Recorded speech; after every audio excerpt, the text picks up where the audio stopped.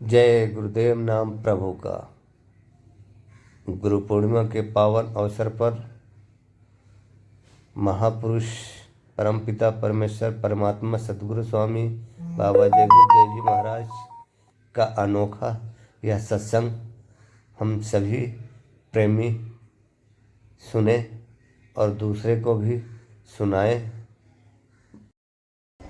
जंगल में यह दृश्य देखिए, दूर दूर तक जहाँ दिखाई दे रहा वहाँ तक लोगों ने अपना रावटी टेंट बना करके और सत्संग का आनंद ले रहे हैं। करने का वादा किया, क्या 400 वर्ष निकल के जो कहते बाबा जी मर गए? अभी तो 126 वर्ष मार्च 126 वर्ष की उम्र है आज की तारीख में। अभी 400 वर्ष में कितना समय बाकी पड़ा? वो भी बात तुम्हारी समझ में नहीं आई, न आई है न आएगी, क्योंकि तुम समझने वाले हो नहीं, तुम जानने की इच्छा में हो नहीं। तुम्हारे अंदर शंका संदेह भूल जब गुरु के प्रति हो गया तो तुम बचोगे कैसे? इसलिए फिर भी दयालु है तो दया तो कभी छोड़ते नहीं, कहते बार बार संदेश देते रहो, कभी न कभी जाग जाएंगे, चेत जाएंगे, इनका भला हो जाए, नहीं मानो जीवन व्यर्थ में चला जाएगा, फिर ऐसा मौका कभी नहीं मिलेगा। इसलिए प्रेमियों, अब आप आए हो जीवन रक्षक गुरु पूजा महान पावन पर ऐतिहासिक। ये ऐतिहासिक क्यों कह रहा हूं? 10 जुलाई 1952 से ये आत्मकारी का कल्याणकारी संदेश प्रसारित किया गया है। आज 70-72 वर्ष के बाद ये 10 जुलाई आपके लिए आई है। ये कोई नहीं जानता और किसी ने बताया नहीं होगा, क्योंकि ये जानकारी किसी को है नहीं। ये कब से मिशन चला है और आज उसका 72 वर्ष के बाद ये अवसर आपको मिला है 10 जुलाई का। इसलिए इसमें शामिल शरीक होकर अपनी अपनी जीवात्मा का कल्याण कर लो। किसी के बहकावे भरमावे में मत आओ। कोई कुछ नहीं, तुम्हारा काम अपना नहीं कर पाएगा, तुम्हारा क्या करेगा? मैंने कहा था तुम एक ही बात उनसे कह के देखो कि जरा प्रसाद बना के दे दो तो जल जाएगा। ये प्रसाद बनाना उसके बस की बात नहीं है। यही से पता चल जाएगा कि सच्चा दरबार कौन है और भूखी दुकान कौन है। ये दुकानें है सब जो मजहब धर्म के नाम पर खोल गई। जय गुरुदेव मिशन में भी जगह जगह दुकानें खोल दी गई। मैंने मना किया कि ऐसा कोई बोझा अपने पर मत लागो। तुम अपना बोझा जनों का नहीं उतार सकते हो तो प्रेमियों का बोझा क्यों लाते हो? क्यों इनको बहकाते हो, भरमाते हो? तुम्हारे बस की बात नहीं। ये बोझा मत ला दो। एक तो तुमने उतार नहीं पाया और फिर तुम अपना और प्रेमियों का भी बढ़ा रहे। कम से कम कुछ तो समझो। मैं तुम्हारी समझ में आ रहा, मैं उसकी समझ में आ रहा। ये है काल के, क्या कहा गया था? काल अजर अमर देश से आया हूँ। मैं मरने वाला देश से आया ही नहीं हूँ, मैं अजर अमर देश से आया हूँ। जब तक इन जीवात्माओं को अजर अमर देश नहीं पहुंचा लूंगा, मैं चैन से बैठने वाला नहीं हूँ। जब तक मेरा एक भी जीव यहाँ रहेगा, मैं बराबर मौजूद रहूंगा। जब मेरे जगह सारे जीव चले जाएंगे, मैं पीछे से जाऊंगा। फिर अपने गुरु के बच्चों को कैसे भुला दिया? अपने गुरु को झूठा कह दिया। ये गुरु का अपमान है। इस अपमान की सजा जानते हो? जे जन गुरु प्रति निंदा करही ते चमगा दूर है बहुत रही। कितना बड़ा ये परिणाम है। और आप निंदा करते हो, निंदा सुनते हो। गुरु निंदा सुने जो काना, पाप लगे गौहात समाना। जो अपने गुरु की निंदा सुनता है उसको 1000 गौओं के बद का पाप लगता है। और आप सुनते हो और लोग करते हैं और तुम खड़े सुन रहे, तुम्हें शर्म नहीं आती कि हमारे गुरु का अपमान हो रहा और हम सुन रहे, हम उन्हीं के साथ जा रहे हैं, उन्हीं के पीछे चल रहे हैं, उन्हीं को मान रहे हैं जो तुम्हारे गुरु का सीधा अपमान कर रहा। सबसे बड़ा अपमान है मौत का। आप गुरु मर गया, सारे हिंदुस्तान में प्रचार किया। मैंने कहा नहीं, झूठ है, ये सब झूठ है। मैं 28 मई 2000 2012 से ये बिगुल बजा दिया, सारे हिंदुस्तान को बता दिया ये सब झूठ है, मैं आपको सत्य करके दिखाऊंगा, आप समय का इंतजार कीजिए। ये तो लीला है, सबने लीला की, बगैर लीला के इतिहास नहीं बनता और बगैर इंतजारी का इतिहास नहीं होता। तो दोनों चीजें आपके सामने, लीला भी है और इंतजारी भी है। अब आपको इंतजारी ही युग परिवर्तन की तैयारी है, उसी को आप तुमको तैयारी मानना चाहिए। इसलिए एक वचन को बिल्कुल माना बना के पहन लो। यही वचन तुमको बचाएंगे, यही वचन तुमको नरकों से बचाएंगे, काल के देश से निकालेंगे और दयाल देश पहुंचाएंगे। इसके अलावा कोई वचन न 4 वेद 6 7 18 पुराणों में है, न उपनिषदों में है, न 36 ऋचाओं में है। ये चर्चा कहीं नहीं आपको मिलेगी। तो तुम्हारी समझ में कुछ नहीं आया और 12 बरस मैंने फिर आपको दोहराने की बात, एक मौका फिर दे दिया, लेकिन आपकी समझ में नहीं आया। तब मैंने कहा जब घर वाले ही बात नहीं मानते हैं तो विराम लेना चाहिए।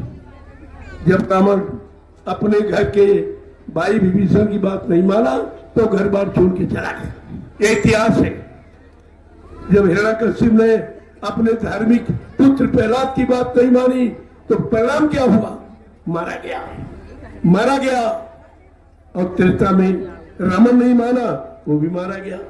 द्वापर में कृष्ण की बात कोई नहीं माना, ये जो यदुवंशी इन्होंने कहा कि नहीं कुछ नहीं, तू भगवान कैसे है, तू अवतारी शक्ति कैसे, तू कैसे मतलब यानी परिवर्तन करेगा, तू तो जात का गोला है, जात चलाने वाला है, मक्खन का चोर है, ऐसे अपशब्द यानी शब्दों का प्रयोग किया। बेचारे कृष्ण मजबूर हो गए, लाचार हो गए। उसी मजबूरी में उनको एक 18 दिन का एक नाटक, एक लीला करानी दिखानी पड़ी, जिसमें 56 करोड़ का सफाया, इस बिरादरी का सफाया का इतिहास है, बचने का नहीं है। और आज भी यही हमारे सामने खड़ी है, यही खड़ी है आज भी। क्या होगा ये इतिहास से जानकारी ले लो, सब हम ही से मत कहलाओ। तुम भी पढ़े लिखे हो, इतिहास उठा के ले लीजिए, किनका विनाश हुआ और किनका बचाव हुआ, कौन बचे कौन मारे गए, इतिहास आपको जानकारी दे रहा है। पिछले इतिहास से यानी भूतकाल से अपने वर्तमान को बना लो, ये आपको मौका मिला। हमारी दृष्टि से, हमारी बुद्धि से तो कलयुग का युग सबसे अच्छा होना चाहिए। तो कलयुग के युग के सामने 3 युगों का कितना अच्छा इतिहास है, सतयुग का, त्रेता का, द्वापर। लेकिन अफसोस इस बात का, कलयुग का युग सबसे ज्यादा खराब। इसका मतलब तुमने किसी पिछले युग की बातें नहीं मानी, उन शक्तियों की बात नहीं मानी, उनके विनाशकारी परिवर्तनों को नहीं समझा आपने कि आप फिर से विनाश चाहते हो। लेकिन दयाल देश से जो दयाल शक्ति आई है वो मारने काटने नहीं आई, दया करने आई, इसीलिए दे रहे। अगर कोई काल शक्ति होती अब तुम मार काट के खलियान कर देती और तुम्हारी अकल ठिकाने हो जाती। लेकिन दयाल शक्ति है, दयाल पुरुष है, दयाल देश से आए हैं, उनका काम बचाने का है, मारने का नहीं।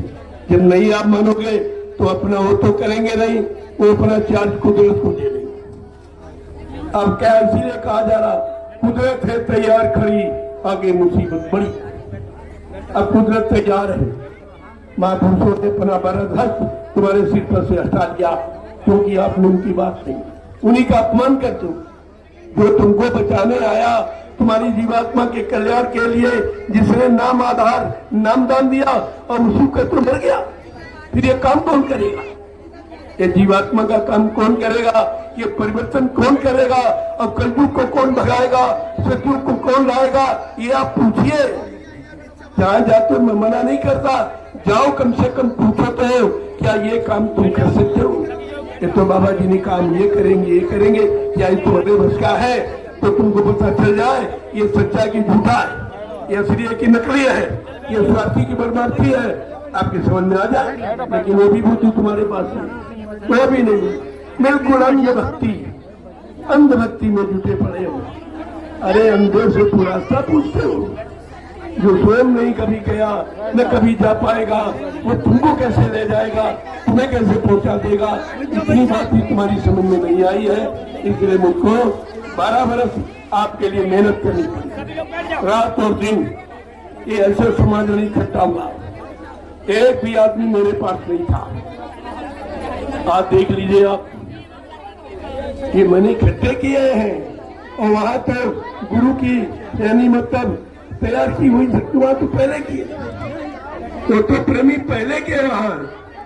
इन दोनों ने एक भी आदमी नहीं जगाया, एक भी आदमी नहीं खड़ा किया है जो गुरु ने खड़े किए, और उनसे मैं करोड़ों को गुरु से हटा दिया। ये कितना बड़ा अपराध है। बाबा जी ने क्या कहा था, मेरे आध्यात्मिक संदेश को सुनाकर अगर एक जीवात्मा मोड़ दोगे तो 1 लाख यज्ञों के समान फल मिलेगा। इन्होंने क्या किया, करोड़ों जीवात्माओं को गुरु से हटा दिया। इसका परिणाम कितना बुरा होगा। मैं बार बार इसी बात को कहता कि परिवार वालों को बचा लो, परिवार वाले बचाए। गुरु परिवार में बदोश हो जाएगा तो फिर मतलब क्या निकला। लेकिन एक भी बात नहीं सुनी, मेरी बात किसी ने नहीं सुनी। तब मैंने मजबूर होकर मैं 2 वर्ष के लिए विराम ले लिया हूँ कि बाहर निकल कर कई संदेश नहीं दूंगा। जो आश्रम पर आएंगे उनको दिशा निर्देश करूंगा, उनको संकेत करूंगा, उनको समय का इतिहास यहाँ के लिए तैयार करूंगा। ये तो करूंगा, लेकिन देश में घूम घूम कर अब मैं संदेश नहीं दूंगा। बहुत हो गई है, हद हो गई। यानी मतलब दया की भी कोई सीमा होती है और रहम की भी कोई सीमा होती, लेकिन तुमने सारी सीमाएं पार कर दी है। अब विनाश के लिए तैयार हो जाइए आप, और वो तो होगा ही, उसे कोई माइकाला रोक नहीं सकता।